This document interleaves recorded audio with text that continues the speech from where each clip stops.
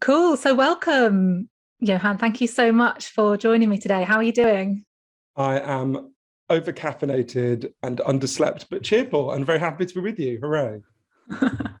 That's awesome. I also have this Um, slightly weird thing in my office where the thermostat, the little heating thing broke. So it can only be on maximum intensity. So I can either be unbelievably cold or boiling hot. So I feel like I'm in one of those fancy spas, where they like throw ice on you and then hurl you into a sauna. That's basically the experience of being in my office the last few days. But someone is coming to fix it, apparently.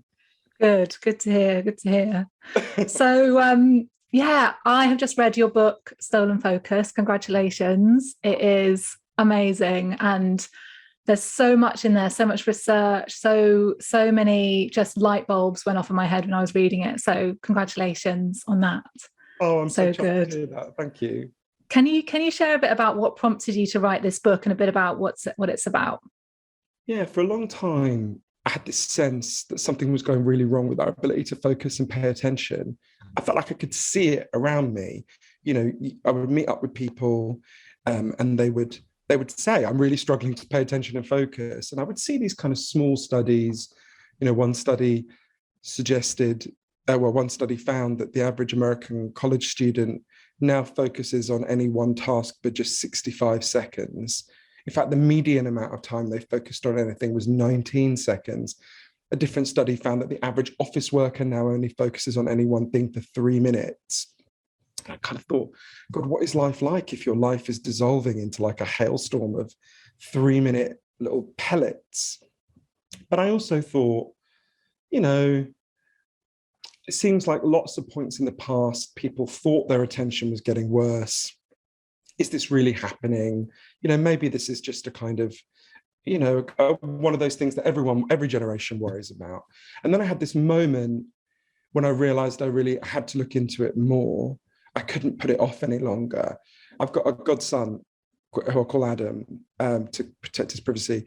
And when he was 9, he became freakishly obsessed with Elvis. I never quite understood why, but he would sing Suspicious Minds and Viva Las Vegas at the top of his voice. And it was unbelievably cute because he didn't know this had become like a kind of cheesy cliche. So he did it with this incredible sincerity. I remember one day when I was tucking him in, he made me tell him over and over again the story of Elvis's life. And one day when I was tucking him in, he said to me, "Will you take me to Graceland one day where Elvis lived?" And I said, "Yeah," in the way you do with small children when they ask you things you have no intention of doing. And he said, "No, do you really promise?" And I said, "Yeah, I promise." And I didn't think about it again until 10 years later when everything had gone wrong. He had dropped out of school when he was 15. And he seemed to just spend all his time flicking between the iPad, the laptop, and this kind of, his life just seemed to consist of this blur of WhatsApp and YouTube and porn. And it was like he was kind of whirring at the speed of Snapchat, like nothing could gain any traction in his mind. I remember one day we were sitting on his sofa and he was looking at his devices and I was looking at mine, because in that decade in which he had become a man, this fracturing had happened to so many people, it seemed to me.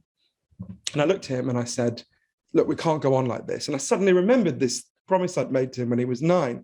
And I said, "You know what? Let's go to Graceland." And he was like, "What?" And he didn't even remember that I'd made this promise. I said, "No, let's go to Graceland, but there's one condition. Let's go all over the South, but you have to, when we go there, leave your phone off, right? You have to leave it in the hotel. You can't be looking at your phone all the time. The point is we need to get away from this." And he said, "Yeah, absolutely, I promise."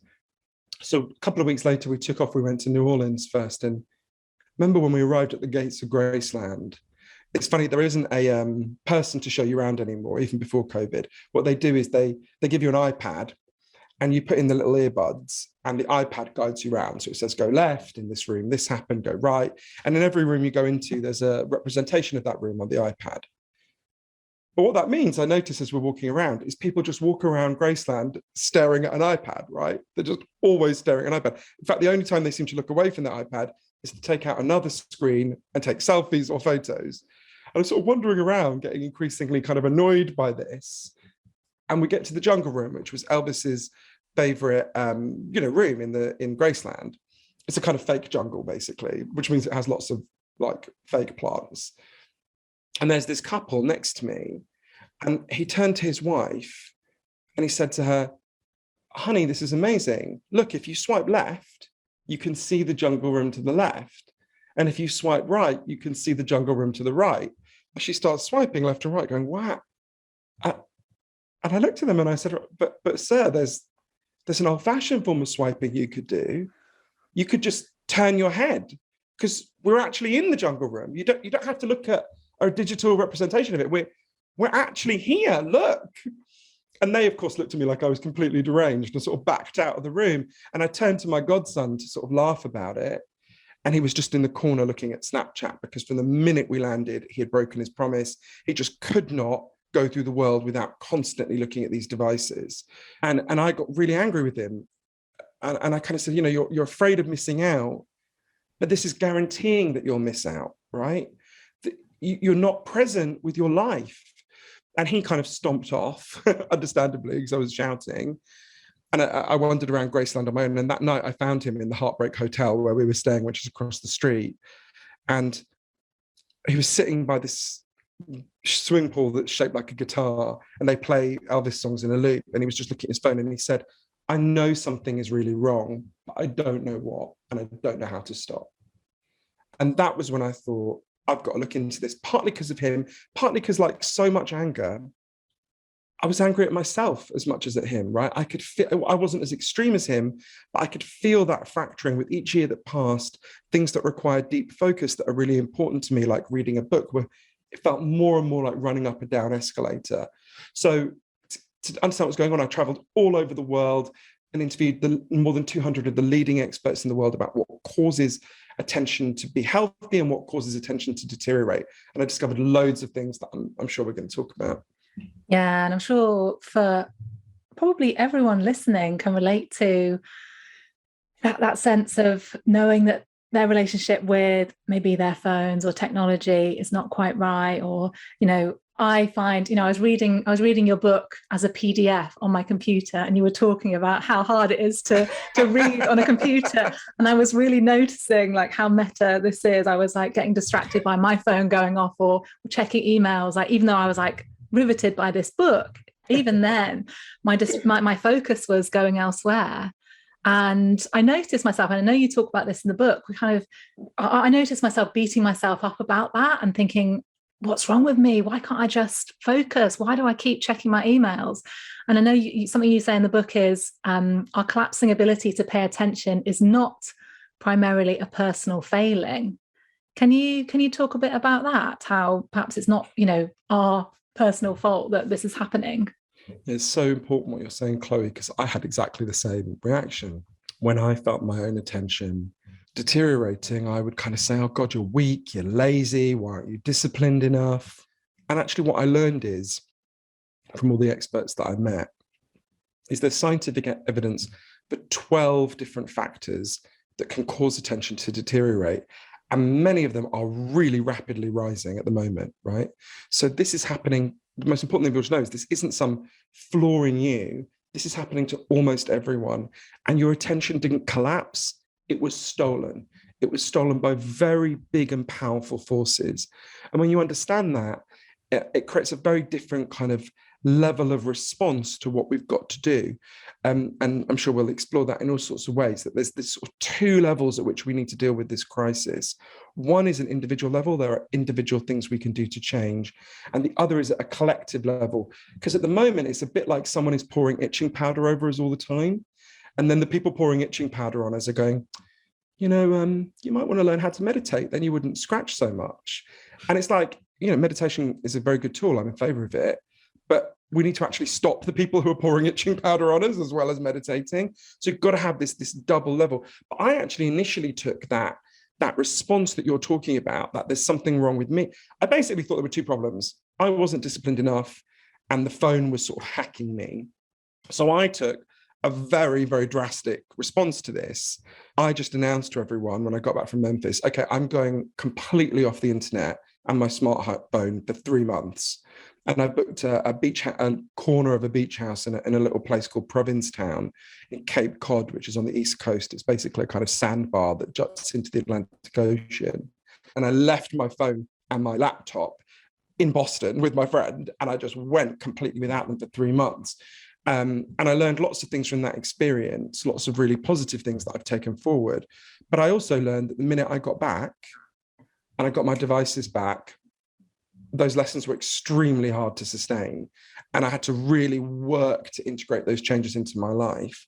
We are being hacked and invaded. And that is not just by tech. I mean, it's one of the things that most surprised me, actually. If you look at the 12 causes that I explored with all these scientists, all of which we can deal with, actually, I don't think tech is the biggest, actually. There are others that are even larger. And even with tech, it's a more specific problem than we think. So it's really fascinating to think about this subject and think a lot of our instincts are right and a lot of our instincts are wrong, that instinct to blame ourselves. And we need to understand this whole phenomenon in a much more nuanced and complicated way, I think, a more honest way. Yeah, so I suppose social media, for example, gets blamed for a lot of things. I'm wondering, to what extent do you blame social media specifically for the problems that we have with attention and focus? So it's a big factor, but it's more complicated than we think. And there is a solution that is not just, we all need to put our phones away. So I interviewed a lot of the people who literally designed key aspects of the social media we now all use in Silicon Valley, people who've been at the absolute heart of the machine. And it was really kind of fascinating, but also chilling. So one of them is a guy called Tristan Harris, who is a former Google engineer who now speaks out about what they did. And Tristan told me about this moment that really kind of haunted me. He worked on the Gmail team when they were first designing Gmail. And the goal of Gmail was to get more and more people to use Gmail and to use it far more times throughout the day, because that's how they make money. We can talk about that more in a minute. And he was there one day when one of the engineers at Gmail just said, "Oh, I've got an idea. Why don't we make it so that whenever anyone gets an email, their phone just vibrates a little bit?" So everyone said, "Oh, that's a good idea."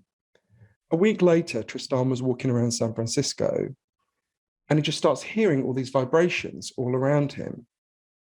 And he realizes, oh, that's happening all over the world as a result of what we're doing. And it was this sort of quite chilling moment for him. Yeah. In fact, he calculated shortly afterwards that as a result of that decision, there were 11 billion interruptions to people's day that were happening every day as a result of what his team had done. And there's lots of ways in which the current social media model, which doesn't have to be the way social media works, but the current social media model is severely harming our attention. So let's just think about that one. We can talk about lots, but if you like, but let's think about that one that Tristan was partly, was part of the team that was responsible for. You're interrupted, right? So learning about the science of what happens to you when you're interrupted was really interesting to me, partly because when I went to Provincetown and I didn't have my phone, a smartphone, and I didn't have a laptop that could connect to the internet, I was amazed by how quickly my attention came back. It wasn't a small effect. I had thought, oh God, maybe I've just degenerated. My brain isn't what it used to be. But within a few weeks, I was able to focus like I had when I was a teenager. I was able to sit for 6 hours and just read a book straight through. I was amazed by how rapidly it came back. And one of the reasons, it's certainly not the only one, but one of the reasons is because there's something that everyone should know about. It's called, the fancy term for it is the switch cost effect. So I went to interview one of the leading neuroscientists in the world, a man named Professor Earl Miller, who's at the Massachusetts Institute of Technology. And he explained to me, and lots of other scientists did as well, there's one really important thing you've got to understand about your brain, which is that you can only think about one thing at a time consciously, right? That's it. It's a fundamental limit of the human brain. Human brain hasn't changed in 40,000 years. It ain't going to change anytime soon. You can only think about one thing. But in fact, we've told ourselves that we can think about many things at the same time. The average teenager now believes they can follow 7 forms of media at the same time. But what Professor Miller and his colleagues have studied is what happens when you think you're following loads of things at the same time. In fact, what they discovered, they get people into labs, they get them to do it. What they discovered is you're not actually following several things at the same time. What you're doing is you're juggling very quickly between them. Now, your consciousness sort of papers over it to give you a sense that you're doing it all at the same time, but you're juggling. And that comes at a really a surprisingly big cost. So I'm talking to you now, right? When you were speaking a second ago, I've got my phone somewhere, I don't know where it is, but somewhere in this room. I could have just glanced at my text messages while you were saying what you said, right? You think, oh, it's only a second. I can still follow what Chloe's saying. In fact, what happens is if I glance at my text message, I go, oh, my friend Rob's messaged me. His mum's at hospital, right? That means, and then I glance back at you. I have to refocus my mind on the text, then refocus on you. That takes a really significant amount of brain power. That's called the switch cost effect. We actually know how much brain power that takes. There's been experiments, and it's a shocking amount. So, for example, Hewlett-Packard, the company that make printers that always jam up in my experience, but anyway, they did a small experiment. They got some of their workers, and they split them into two groups. And the first group was told, just do whatever task you've got to do, and you're not going to be interrupted. And the second group was told, do your task and you're going to receive texts and emails. And they received what was defined as a heavy amount of text and emails. And then at the end of this, they tested the IQ of both groups. The group that had not been interrupted scored 10 points higher on IQ tests than the group that had been interrupted. To give you a sense of how big that is, if you or me got stoned now, if we just smoked a spliff together, our IQ would go down by 5 points. So it's double the effect of getting stoned. So you'd be better off sitting at your desk, doing one thing at a time and smoking a fat spliff, than sitting at your desk, being constantly interrupted by emails and texts and not smoking a spliff, right? That's how big this effect is. And there's other experiments that show this. And I think we are all losing effectively those 10 IQ points for a very large part of the day. We're in this zone. 40% of office workers in the United States never get 20 minutes to just focus on one thing, right? There's just a staggering level of interruption, which is why Professor Miller said we are living, the way he put it is, we're living in a perfect storm of cognitive degradation as a result of all this switching. And the current model for social media is designed to maximally interrupt you, right? When Tristan gets anxious because he's hearing all that buzzing, the Gmail team is celebrating. It's working. The more they interrupt people, the more they look at their Gmail, the more money they make, right? Yeah. God, it's a wonder we can do anything really with all that going on.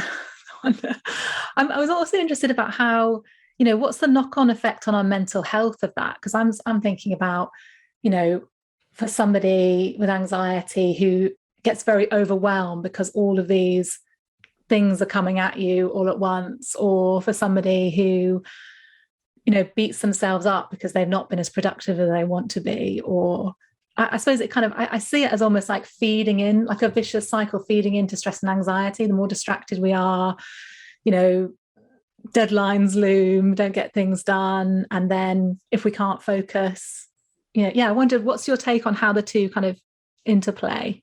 So I think there's a really important question. And I think there's lots of ways in which it affects our mental health. The first, it's just something very simple. As your attention deteriorates, it's much harder to achieve your goals in life, right? But short-term goals, medium-term goals, long-term goals. So, something as simple as you want to fill in your tax return, it's harder to do that. You want to be a good mum, it's harder to do that. You want to set up a business, it's harder to do that. If you can't focus, it's very hard to achieve your goals in life. So, and the less you can achieve your goals, the less happy you are, right? For obvious reasons. So I think it's partly that. I think it's partly it makes us lonelier. And there's an interesting way, and it's also that it makes us angrier. And in a way to understand both of those, you've got to look at one of the underlying causes, which also leads us to one of the solutions.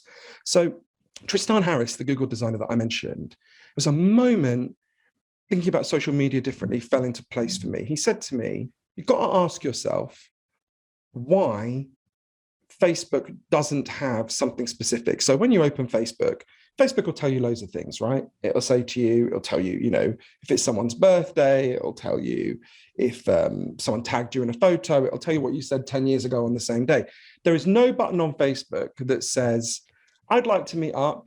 Are any of my friends nearby and also want to meet up, right? There's no button that says that. Now, everyone listening immediately will think, oh, that would be a really useful button. We've all had moments where you think, oh, is anyone nearby who wants to meet up? Right, that would be a great thing. That would make us feel much better. Very often you're sitting there, you're lonely, you're scrolling through Facebook. That button would be a huge boost to your life. So why doesn't Facebook provide it? If you follow the trail from that question, I think you understand the answer to what you're saying, and you begin to understand the way out of this. So the reason Facebook doesn't have that button is very simple. When you open Facebook, Facebook makes money in two ways. The first way is obvious. You scroll down and you see adverts, right? And obviously advertisers pay them. Second way is more subtle. Everything you do on Facebook is scanned and sorted to build a profile of you, right? So let's say that you like Kylie Minogue, Donald Trump, and you say to your mum in a private message that you've been buying nappies. Okay, Facebook's probably going to figure out that you're probably a gay man, no disrespect to other people who like Kylie, you're probably right-wing, and you've probably got a baby, right? Because you're buying nappies. It's building up this profile, and imagine thousands of facts like that about you. It's building up this complicated profile to sell to advertisers so they can target you really precisely. Because, you know, if you're making nappies, no point advertising to me, I don't have a baby, right? So you want to always be targeting advertising. So Facebook's entire financial model is built around keep you scrolling so you see more ads and they learn more about you so they can sell you better to the advertisers, right? That is how they make money, as surely as KFC makes money out of selling you fried chicken, right? Now, imagine if there was a button that said, who's around and wants to meet up? And you push that button and it goes, oh, Beth's just up the road. We'll go for a coffee. You would put Facebook down, right? You would close the app and you'd go and have a coffee with Beth. As far as Facebook's concerned, that's a disaster. They're losing money. They want you to talk to Beth exclusively through Facebook. That's the only way they gather more data and make more money. So the Facebook business model is partly built on encouraging loneliness, which we know causes anxiety. I can talk about that if you want. But there's an even worse effect as a result of that business model, which was not the intention of Facebook. By the way, this is true of all the social media companies. It was not the intention, but it ended up being the outcome. Remember that Facebook wants you to keep scrolling. That's all it wants you to do. So all of their engineers are designed to create artificial intelligence to figure out what will keep Chloe scrolling, right? What will keep her looking at Facebook? And unfortunately, there's a quirk of human psychology. Anyone who's ever been on the motorway and seen a car crash will understand it. We will stare at frightening and negative and angering things longer than we will stare at nice things. You stare at the car crash longer than you stare at the pretty flowers on the other side of the motorway, right? So it's probably because we evolved to be quite vigilant about risk and danger, to, you know, what might threaten us. You know, you're going to want to see that more than you're going to want to see something soothing, because then you're going to be able to protect yourself.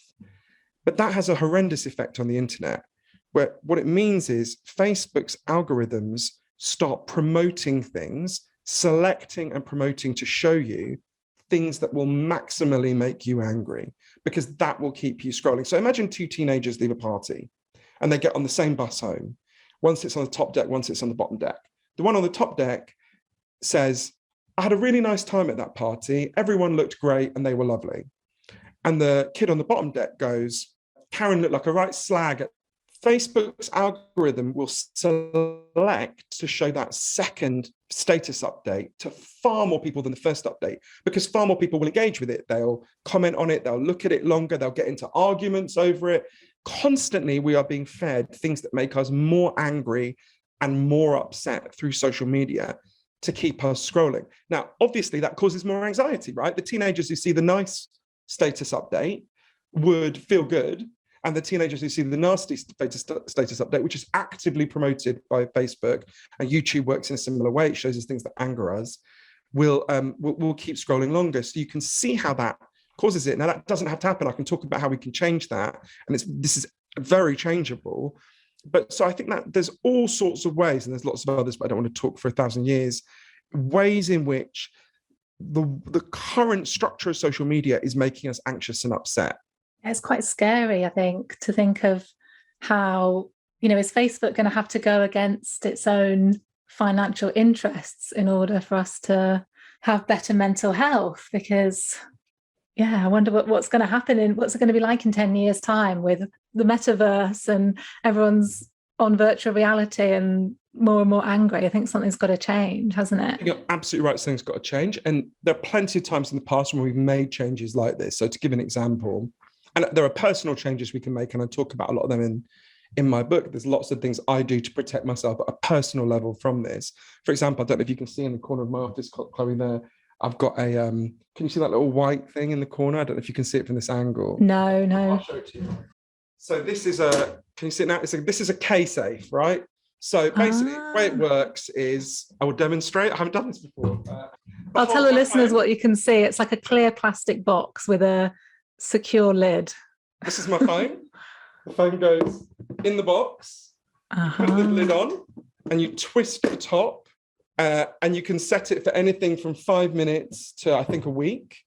And then you push this button. I won't do it now because I need my phone after this interview. You push the button, and it locks your phone away for as long as you tell it to, right? Wow. Every single day, I use that for 4 hours a day to just get clear mental space. And on the phone, I have an app called Freedom that blocks my ability to access Twitter, Facebook, or Instagram. I just can't look at them. So once a week, I turn them off and I look at them, and I've got an assistant that updates things, but a bit more than that. But I never look at them. I only look at them once a week, and I think I give myself about 15 minutes. If it goes to half an hour, then I, get my boyfriend to tase me. So there's things we can do to protect ourselves at a personal level. But you're absolutely right. We need to take it on a much higher level. One of the people I most admire, who I interviewed for the book, is another former Google engineer called James Williams, who really spoke out. And he pointed out, even the people who are creating this world don't like it. He once spoke at a tech conference in Palo Alto of senior Silicon Valley, the people who are basically designing the world that we all use. And he said to all of them, could you put up your hand if you want to live in the world that we're creating? And nobody put up their hand, right? But he said to me, what I had done in Provincetown, this kind of radical break, the mistake you've made is, he said, it's fine to do that and do all these things to protect yourself, it's good. But he said, thinking that is the ultimate long-term solution is a bit like thinking the solution to air pollution is to wear a gas mask, right? I mean, a gas mask will help. If I lived in Beijing, I would wear a gas mask, right? Places with high air pollution. I mean, to be honest, there's a case for wearing them in London. It's so bad. But that's not the solution. Everyone can see it's not a solution to air pollution. You need to go to the source of the pollution, right? Protect yourself by all means, but also solve the problem. And I think there's analogies that it can seem like a very big thing to do that with social media, but actually, there's a very clear solution. I would give a kind of historical analogy, which lots of kind of your older listeners will remember. So in the 70s, it was discovered that lead, it was very common to use lead in paint and petrol. And then so everyone was breathing in lead, anyone who lived in a city. And it turned out, it was scientifically shown that lead really damages your ability to focus and pay attention. It's why there was a real explosion of children with attention and behavior problems at that time. And so we did a very obvious thing. We banned lead in petrol and we banned lead in paint. Now, you'll notice I'm in a room that's been painted. You're in a room that's been painted, right? We still paint our houses. We just don't paint our homes with lead. Outside my window, I can see up there are cars driving past, right? We still have petrol. We just don't have leaded petrol. In a similar way, we can at the moment, we have a form of social media that is maximally designed to hack and invade your attention. That's the point of it. That's not some conspiracy theory. That's what they say. Sean Parker, one of the earliest investors in Facebook, key figure in its history, said, our goal from the start was to take as much of your attention as possible. We knew what we were doing and we did it anyway. God only knows what it's doing to our kids. That's what he said, right? That's not Facebook's critics. That's people at the heart of Facebook from the start. But there are solutions to this. And I think this is really important for our children. And obviously a big part of my book is about kids and the many things that are invading our children's attention. This is only one of the 12 factors. But the analogy with lead paint is very clear, right? At the moment, there's this model that's about invading our attention, but there's lots of other ways Facebook and other social media companies could work. So what a lot of the people who've been at the heart of this machinery said is the bigger solution is we should ban that business model, right? Just like we've banned lead paint, we should say you are not allowed to surveil and track people in order to learn about how to hack their attention and then sell that to the highest bidder. Just ban it, right? It's a terrible thing. It's terrible for our attention. It's terrible for our kids' mental health. It's terrible for politics. We're all getting angrier and angrier. People don't need me to tell them much about that. They've watched the news the last 5 years. Just ban it. Don't allow it. And I remember saying to them then, well, hang on, well, what happens? Okay, let's imagine we do that. And the next day I open Facebook, will it just say, sorry, we've shut down? They said, of course not. There are other business models. There are two that if we move to, they can begin to restore people's attention. And they're models that everyone watching knows very well and will have some experience of. So one is subscription, right? We might pay 50p a month to be on Facebook. So subscription is one model. Or the other model is everyone watching is somewhere very close to a sewer pipes that we all own together, right? So we used to not have sewers. And what happened? We had, feces in the street, we got cholera. So we all together paid for the sewers, and we all own those sewers together because we all have an interest in not going back to the days without sewers, right?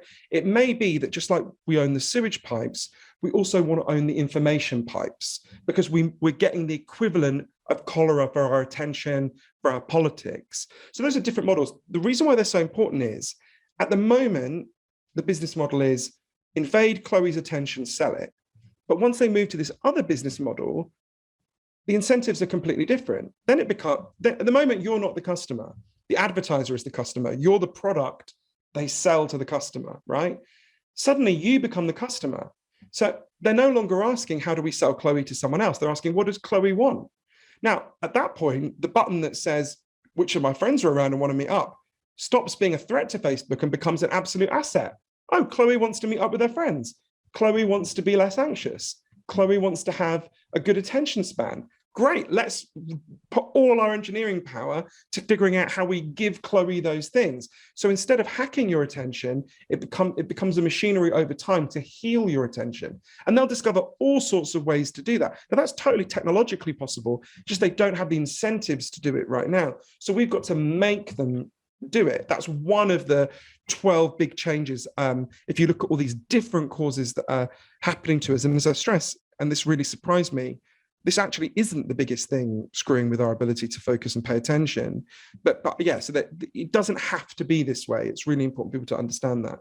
Mm-hmm.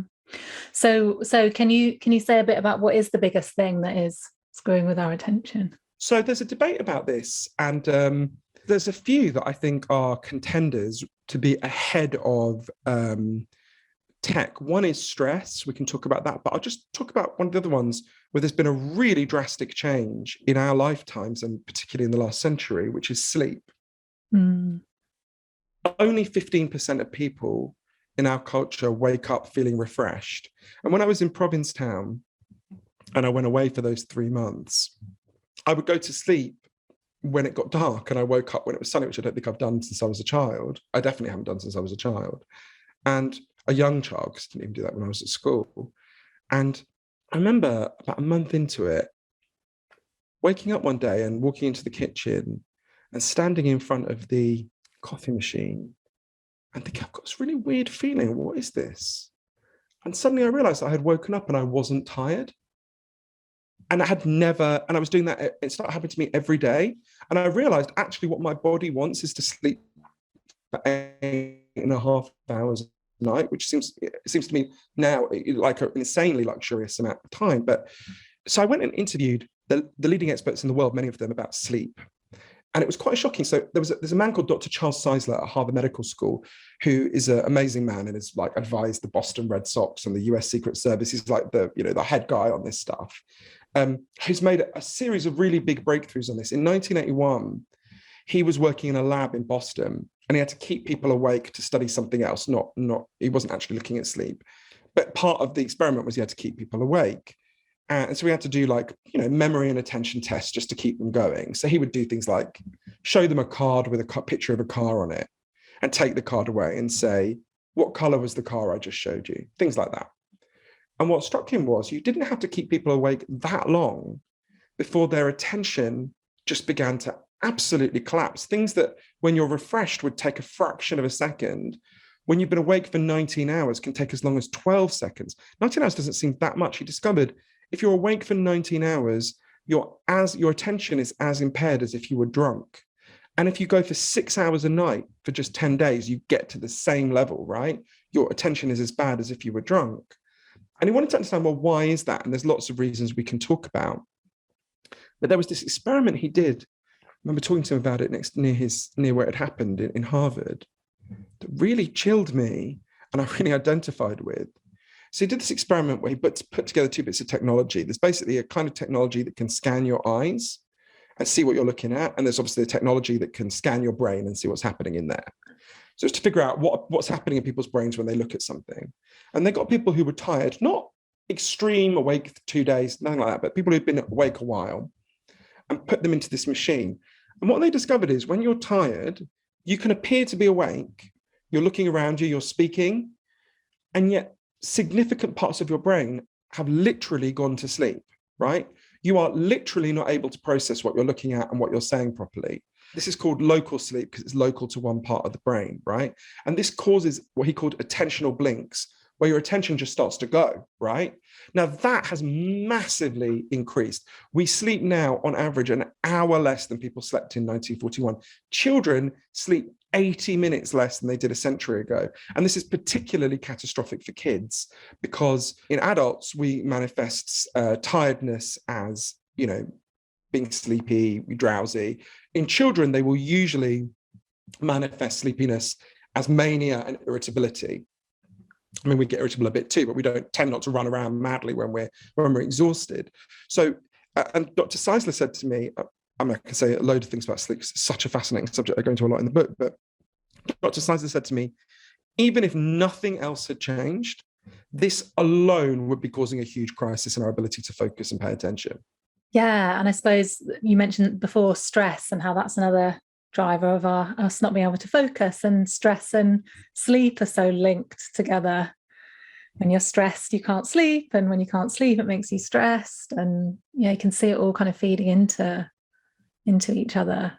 Totally, they're like conjoined twins, and the stuff about stress I thought was so interesting. I learned a lot about this from a woman called Dr. Nadine Burke-Harris, who's now the Surgeon General of California, the senior medical official in the whole state. And Nadine is an amazing person. When she was a little girl, she grew up in Palo Alto. She used to come home, she'd leave school really frightened.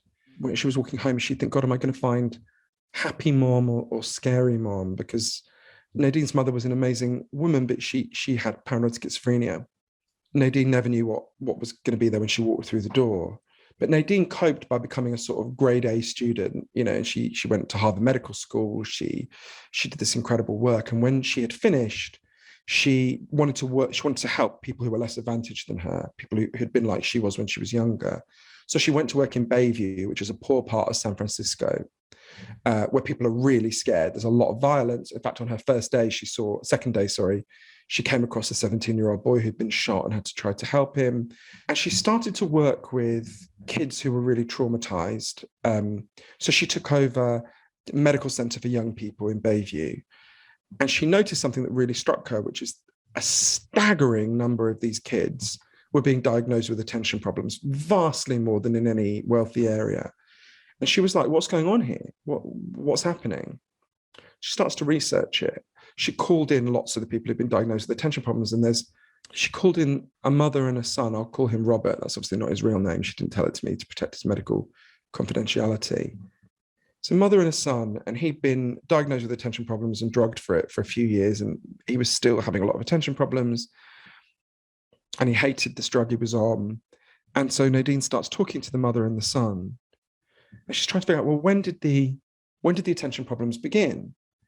And it took a while for them to tell her, but they did tell her. And what had happened was Robert's mother had come home one day and found her boyfriend sexually abusing Robert in the shower when he was 12. And she had herself been sexually abused. She was really ashamed of this. She didn't go to the police. She sent Robert to go and live with his dad and stayed with the boyfriend. But Robert would obviously come home at weekends. So you can imagine he was terrified, right? And Nadine explained to me, it's obviously a very extreme situation, but Nadine explained to me what happens in that situation. So obviously Robert was under staggeringly extreme stress, but what happens, the way she explained it to me is, and this is true for much milder forms of stress, imagine tomorrow you were attacked by a bear, right? Not very likely, we live in Britain, but maybe one would escape from the zoo, right? You're attacked by a bear. In the weeks and months afterwards, your attention begins to flip. So your attention will flip to automatically to scanning the horizon for dangers, for risks, right? You're scanning the horizon unconsciously for, is there another bear out there, right? Now imagine you were attacked by a bear again. You would go into a state called hypervigilance, where you are constantly scanning the horizon for risks, for dangers. You're going to find it much harder to just sit and think about Robert sitting in a math class, right? I mean, it's going to be very hard for him to sit there thinking about these sums because his attention has flipped to, I'm in real danger. I'm threatened. In scanning, his whole body is primed to scan and detect for risks, right? Nadine did research with all the kids at Bayview.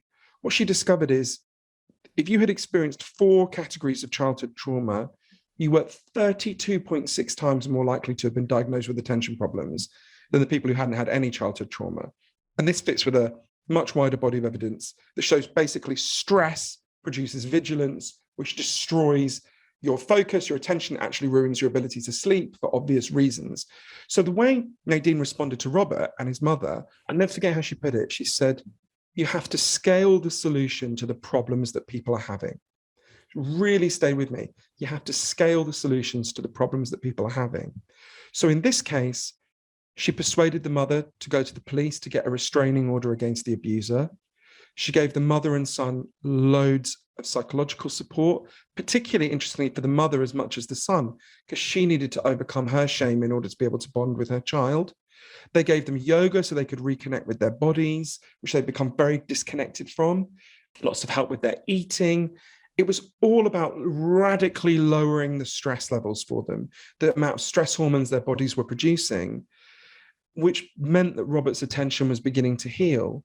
Now, there are all sorts of ways in which we can deal with stress, and I talk about lots in the book, both again at a personal level and at a bigger level.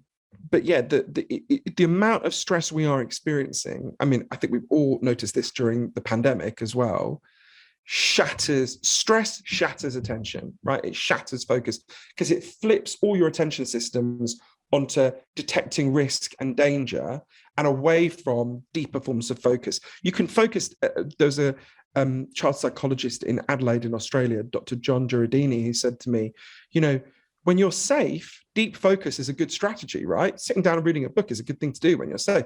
If you're in danger, deep focus is a really stupid thing to do, right? If you're at risk of being hurt, just saying, oh, I'm not going to worry about it, I'm going to screen all that out and sit and do some deep form of focus would actually be quite foolish. You need to deal with the danger. But the problem is, either because of financial insecurity or work pressures or a whole range of things, lots of us are living in that state of chronic stress, which is important for people to understand. If they can't focus and you're really stressed, that's not your fault, right? Again, we're encouraged to blame ourselves, but also we have to, like Nadine says, scale the solutions to the problems people are having. We can deal with that stress. And I talk about all sorts of ways we can do that. So fascinating. What about for you personally? How do you manage stress? How do you keep your focus and so concentrate? I do lots of things, but I just want to slightly caveat before I answer that, which is I'm conscious. So I'm a very lucky person in that, I'm from a working class family. My dad was a bus driver. My grandmother who raised me cleaned toilets, but I was lucky in that I wrote some books that people bought. So I've got money, right? So I could change my life in all sorts of ways. And I'm aware that when I describe some of the things that I do, it can feel a bit like going up to a homeless person in the street and saying, mate, do you know what would make you feel much better? It'd be if you went into the Ritz over there and you had a really nice dinner. You'd feel much better if you did that. And entirely justifiably, the homeless person would go, fuck you, I can't do that. They won't let me into the Ritz, right? In a similar way, it's one of the reasons why I think we have to talk, I know I said this before, but we have to talk about this at 2 levels. The personal changes, and there are lots of personal changes that lots of people can make and that I have made, but also marry that to the bigger changes that will make it possible for far more people to be free to make those changes. And I can talk about what some of those bigger changes are and places that have done them and how it made it possible for people to make changes that freed up their attention. But for me, it's been a lot of things. Firstly, changing the way I think about my own distraction, because before, like we said, I would go into this self-reproach, which actually only make it worse, right? You can't chide yourself into focusing on things. It doesn't, in fact, that only makes you feel less able to focus. So there's a really interesting thing I learned about that now I try to do. It really helps. So instead of doing that sort of blame, I learned a lot about a psychological phenomenon that is really important for attention. It's in fact the deepest form of attention humans can give. They're called flow states. So a flow state, a lot of people will have heard of this and everyone will have experienced one, even if they don't know the name. A flow state is when you're doing something you care about and you really get into it. And when you get into it, you're just focusing so deeply, it doesn't feel like you're focusing at all. And time falls away and your sense of yourself falls away and you're just in it. The way one rock climber put it is if you get into a flow state when you're rock climbing, it's like you have become the rock you're climbing, right? So for me, it would be writing. For some people, it'd be, playing the guitar, playing with their kids, whatever it might be, right? Most people will have had a flow state of some kind. 85% of people have experienced it.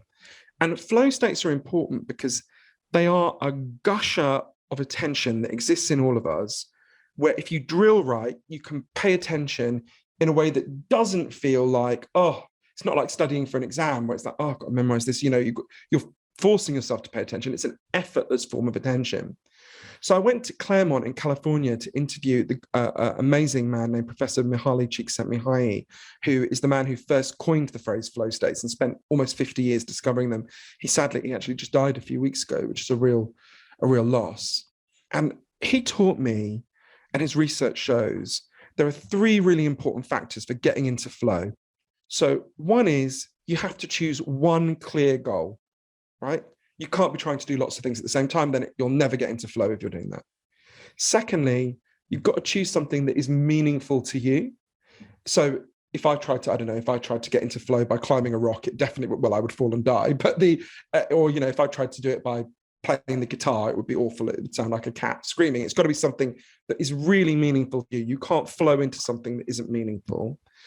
And thirdly, ideally, you should choose something that's at the edge of your abilities. So just at the edge of your comfort zone. So if you're a rock climber, a medium ability rock climber, you don't want to try and climb over a garden wall. That's not going to get you into flow.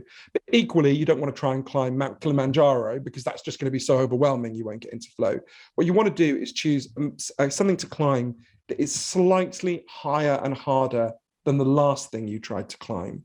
So if you can combine those 3 things, a clear goal, a meaningful goal, and something at the edge of your abilities, you maximize your chances of getting into flow. There's no guarantee, but you maximize your chances. And then attention comes much more effortlessly. So for me, one of the things I do is when I can't focus is not go, oh, you idiot, why aren't you good enough? It's like, okay, pull back. How do you find those 3 factors? Right? Because very often when I can't focus, it's either because I've ceased to find the thing that I'm doing meaningful. And then you have to go, okay, what's the meaning? Why does this matter? Why am I doing this? Or I'm doing something that's too easy, or I'm doing something that's too hard, right? And you've got to try and get into that sweet spot to get the flow state going. Now, again, I stress, I'm very lucky. I've got a job where I can recalibrate in that way. My family don't have jobs like that, right? So I understand that that's not something everyone can do. And I want to, we need to change the culture so that more people can do these things. And I talked about places I went to that have done that. I can talk about that a bit if you like. But yeah, so that's one of many changes that I go through in the book that I've made personally. Thank you so much for making that distinction between I suppose, people who are more privileged, who may have the time to meditate or the time to have an early night, versus, there have to be structural changes, things that are at a higher level that are helping us to be less stressed as a culture. What are some of those sort of more high level things then that would make a difference in your opinion? You're so right. Look, and I'm constantly conscious of this because of my family. For example, my sister is a psychiatric nurse, right? Struggling single mom who's a psychiatric nurse.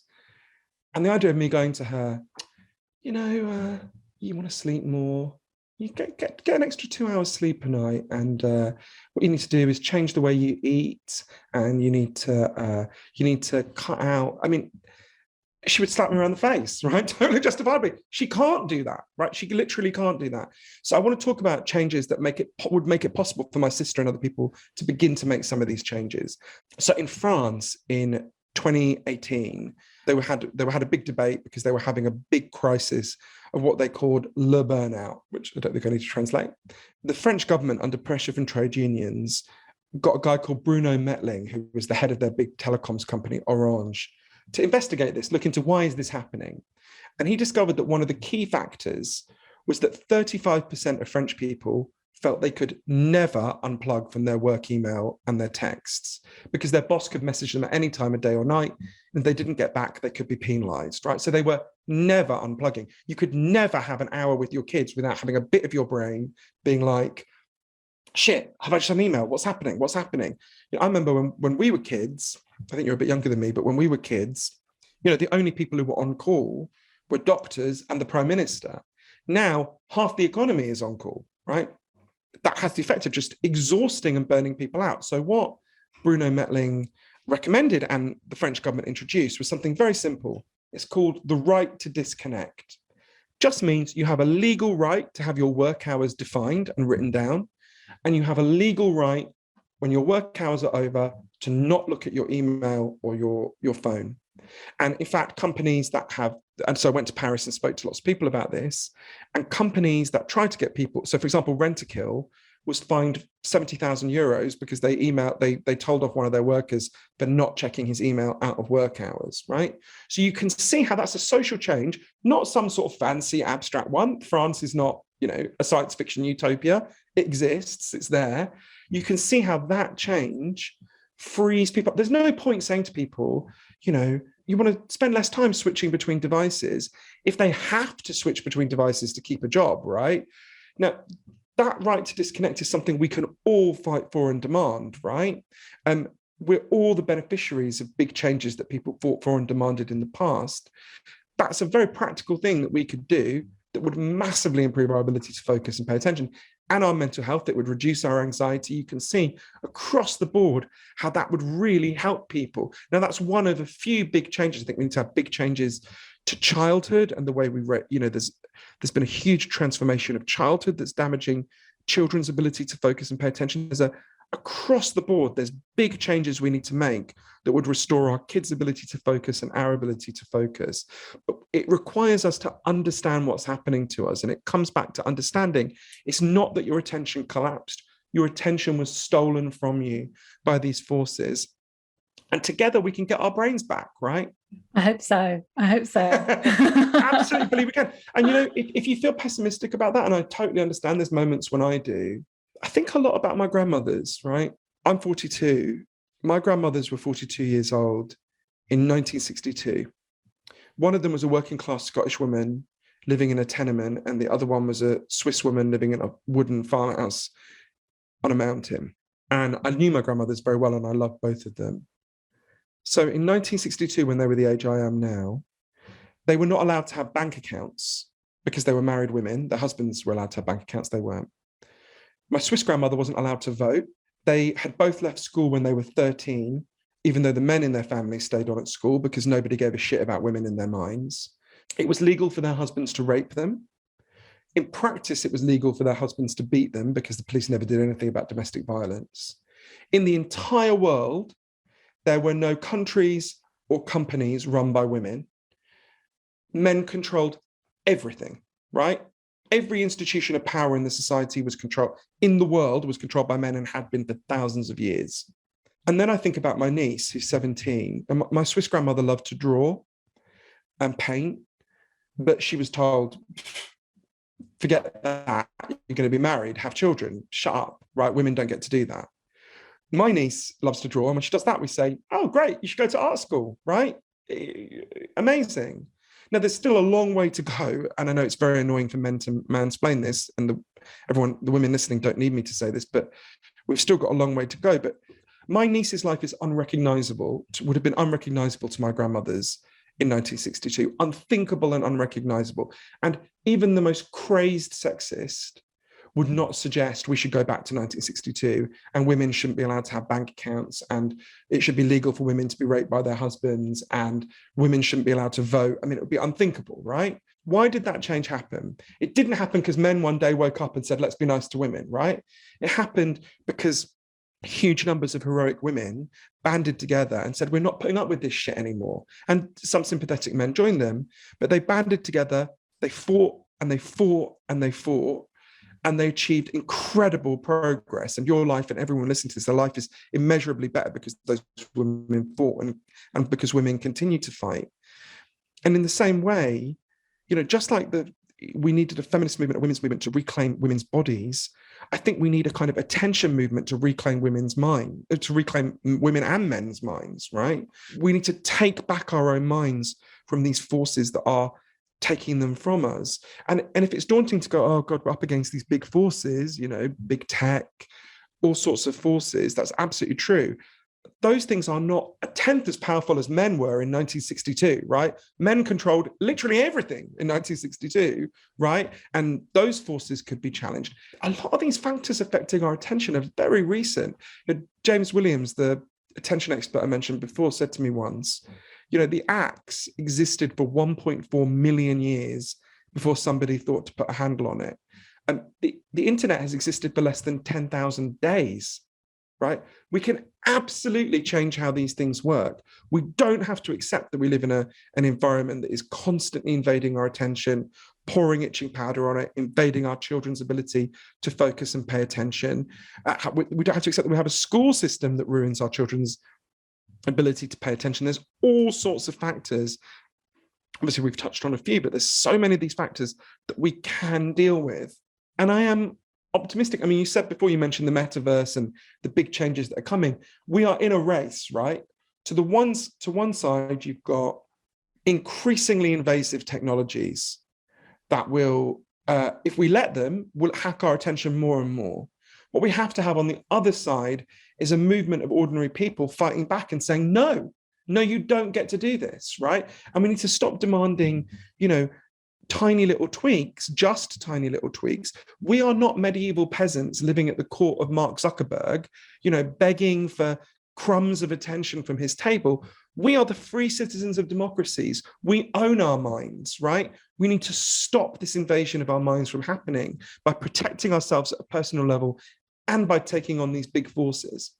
I feel encouraged and inspired and more optimistic. Thank you.